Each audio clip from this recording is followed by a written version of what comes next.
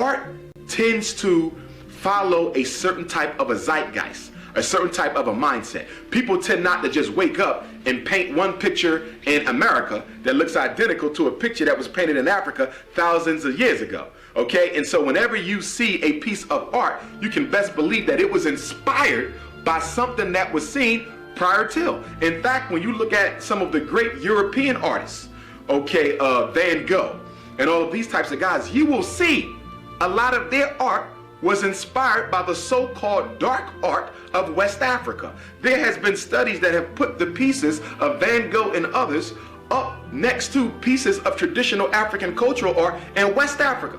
That art that would be considered a negative, underworldly, dark, and demonic. But the great European artists copied what was considered by Europe some of the lowest and most primitive forms of artwork that went on to be considered some of the most successful by them. Another very important African figure in Europe was a black man by the name of Angelo Solomon. He was a guy, he was a Moor, he was a celebrity in Europe, in Austria. He was also known as the father of pure Masonic thought because he was a Mason as well. And this guy, when he died, they literally stuffed his body. They skinned him and stuffed his body, and they would have him on display at certain places. So he was a very important figure in Europe. Suleiman taught Mozart. Who's Suleiman? Suleiman's a Moor, he's an African. Who's Beethoven? Beethoven was Thoven Bey. He was a Moor. His mother was a Moor. Really? Yes.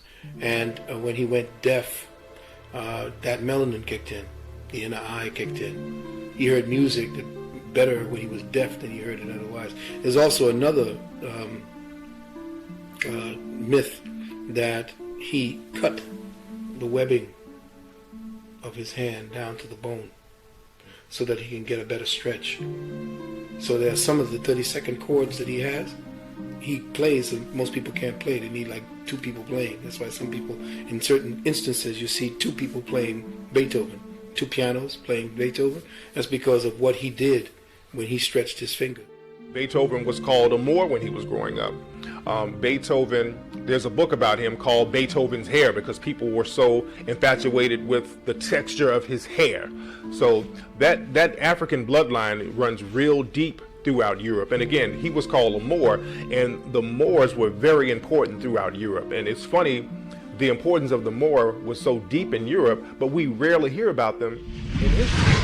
Whitewashed have been circulating for decades, but have gained new steam in the age of social media, in part because of an article put out by a student-run college paper called The Concordian in 2015. The article postulated that Beethoven's mother was probably a Berber, or what Europeans called Moors, darker-skinned Muslims from North Africa. But is there any truth to this? Well, he was often described as having fuller lips, a broad nose, and darker skin than most Europeans, and the whitewashing of historical figures is certainly nothing new. But Black studies scholars and musicologists have not found substantial evidence to support this theory about Beethoven. His parents' ancestry was Flemish, and there's no evidence to indicate that he was the product of an affair. But why is the assertion that Beethoven might have been black such blasphemy in certain circles? And more importantly, why are we not more familiar with black classical composers such as George Bridgetower, Edmund Dede, Amanda Aldridge, or Samuel Coleridge Taylor? If we can answer those questions, we might start to understand why Beethoven's ethnicity has been a point of contention for so long.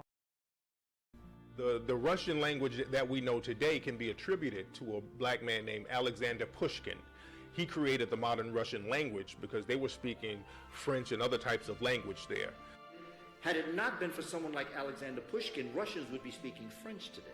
A lot of people say that people like Leonardo da Vinci and Sir Isaac Newton, they created a lot of inventions in Europe, but a lot of their inventions can be attributed to the African presence that was in Europe because there was a strong African presence and they were bringing in science and mathematics, so that's where all that came from.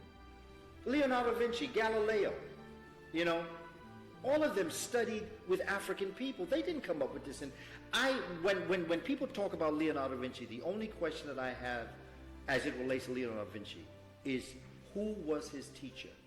Who taught Leonardo da Vinci brain anatomy? Who taught him about the airplane? Who taught him this? Tell me who was his teacher. They can't tell you who the teacher is because if they told you who the teacher is, they would have to... A few moments later. Take the concept of the finger piano, the xylophone, and this harp turned sideways and that became piano. Out of that came what we call classical music. And this is why when I hear African folk talk about, because I enjoy classical music. I play classical music. I enjoy listening to classical music. But that's black music. That's soul music. And black folk used classical music as soul music. But Europeans took it.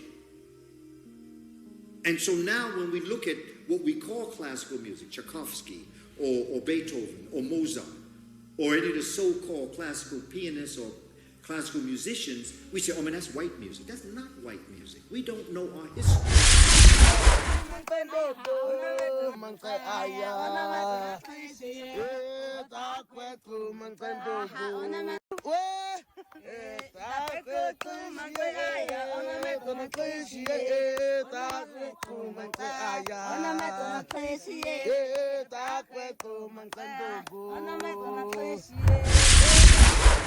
Blackamoor jewelry is this very expensive jewelry that's sold throughout Europe among wealthy people, and it's jewelry that shows black people in gold, diamonds. It's this very elaborate, beautiful jewelry with African people, and it's very popular in Europe. King Ferdinand and Queen Isabella, when they, ended the Moorish conquering in Europe, and at that point, that's when the bullfighting started as a game. And I say the symbolism in the bullfights, like you have the matador in his suit of lights, and he is spending his time.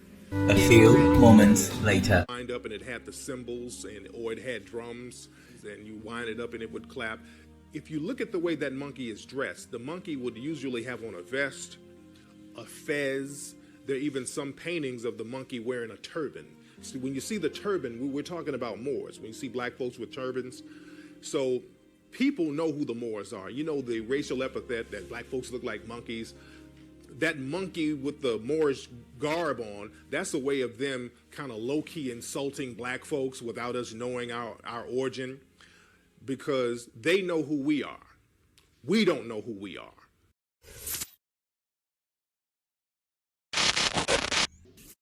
People confuse blackamoor with Moor.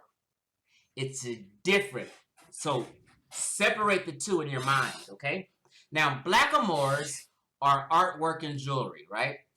You see? Blackamoor. Decorative arts.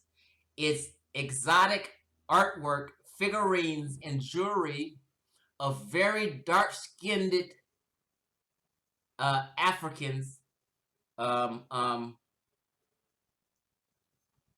as in a servitude position, as servants, right? So this is artwork and jewelry.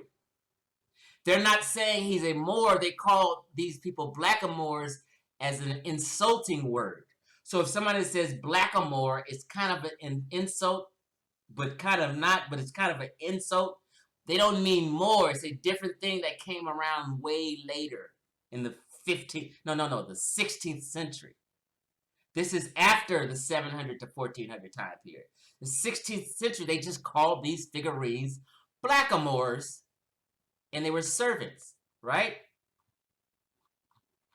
Look right here what it says. Let me just blow this up so you can see.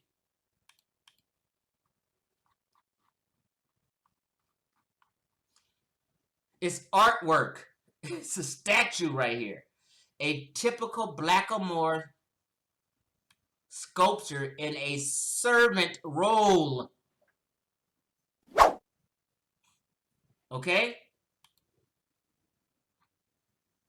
Let me make this a little smaller again.